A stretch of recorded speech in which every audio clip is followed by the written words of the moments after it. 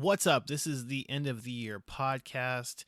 I am super duper thankful for all the support people have given me over this year as I've come back to podcasting, whether it's spreading the word on social media, hitting up my affiliate links over at SeatGeek and Emo's Not Dead, or simply just dropping a nice comment to me in person at a show or online. It makes a huge difference, and I really do appreciate it. These are my top 25 favorite albums of the year.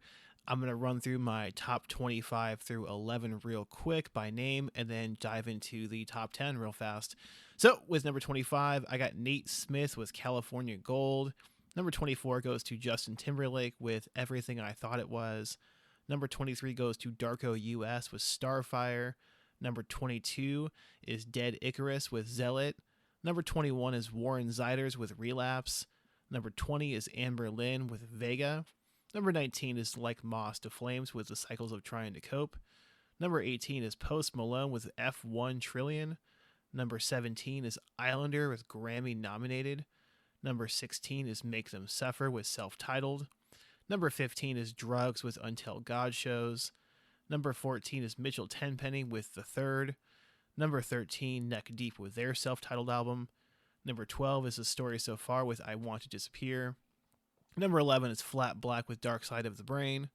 And these are my top 10 records of the year. Starting off with number 10, State Champs and their self-titled album.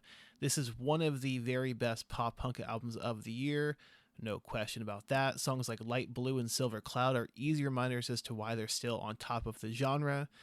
I just saw them play a bunch of songs off this album on their fall headliner, and they're going to continue to celebrate this album into 2025.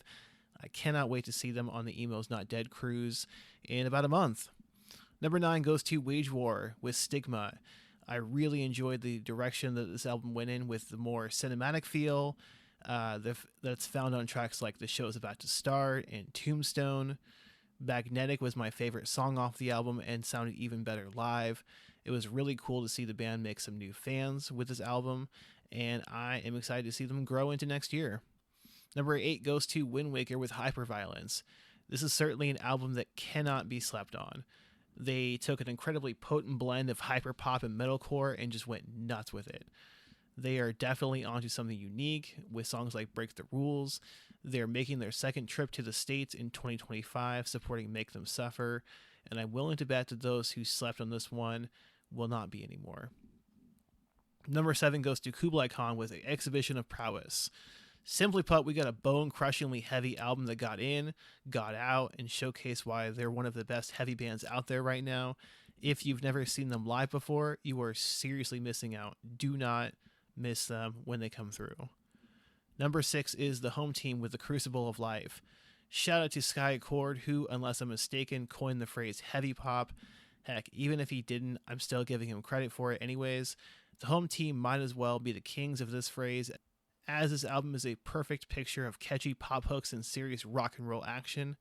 This album is wildly accessible to a wide variety of people, even those who may not typically listen to this type of music. Go ahead and listen to tracks like Loud and Brag and tell me that this ain't one of the year's very best. Number 5 goes to Knock Loose, You Won't Go Before You're Supposed to. This album has been on repeat since it dropped in the spring, and for good reason. Yes, Suffocate is the song that got most often highlighted, but this really is a no-skip album. Songs like Slaughterhouse 2 with Chris Motionless and Don't Reach For Me were incredibly good. I really hope we get another headlining tour in 2025 when they can showcase even more off the album. Number 4 is Bill Murray, American Motorsports. A lot of people in our scene have this one as their favorite album. Johnny is an incredibly brilliant songwriter, and this album can easily be seen as a culmination of all the hard work he's put in over the years. It wouldn't surprise me if he had already written some stuff and ready to launch in 2025. This was one of the hardest tickets to get in 2024, and look for Bill Murray to play some absolutely massive rooms to fit everyone who wants to crank it. Number 3 goes to Rain City Drive with Things Are Different Now. This is one of my favorite pop rock albums of the year, if not my absolute favorite. It's extremely well written and it has hook after hook after hook. Vocalist Matt McAndrew and I spoke earlier on in the year, right before the band launched into their headlining run, where I said that this was their time. I wasn't wrong. If you like bands like Dayseeker, this is a must listen. Number 2 goes to POD with Veritas. It's extremely hard to be a band for 30 years and release 11 full-length albums, but when you're as elite as POD is, it can be done. The same attitude and fire they've maintained throughout their career is found all over this record. It's super fun to see guest spots from people like Randy Blythe from Lamb of God and Cove Reber from Saosin and Dead American. I Won't Bow Down is without question one of the band's best tracks to date. Number 1 goes to The Ghost Inside with Searching for Solace. This album delivered exactly what I wanted and more.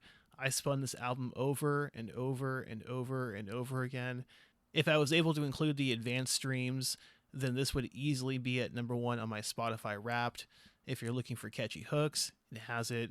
If you're looking for nasty breakdowns and riffs, it has that too. They didn't hit every single city that they would have liked to in 2024, but 2025 is a perfect opportunity to cross those off the list. Do not miss them when they're in your city. They are excellent live.